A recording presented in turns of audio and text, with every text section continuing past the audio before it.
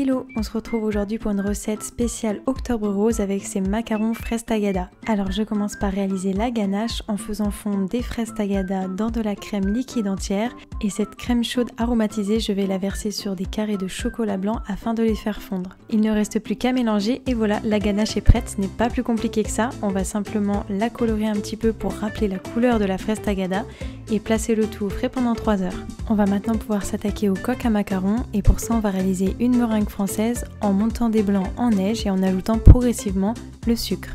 On peut réaliser le fameux test du bec d'oiseau pour vérifier que la meringue a bien été réalisée. On peut maintenant ajouter le sucre glace ainsi que la poudre d'amande. On va mélanger tout ça et personnellement je change d'accessoire et j'utilise ma feuille. On laisse tourner une petite minute afin de détruire toutes les bulles d'air. On ajoute un petit peu de colorant encore une fois pour rappeler la saveur de nos macarons.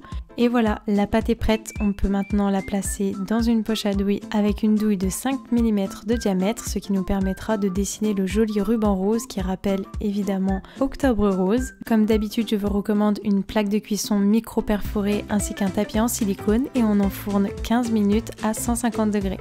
La ganache a eu le temps de figer, je la place également dans une poche pour pouvoir garnir mes macarons et si vous le souhaitez, vous pouvez ajouter quelques morceaux de framboise avant de refermer avec une autre coque. On aurait également pu mettre une fraise tagada d'ailleurs pour le clin d'œil.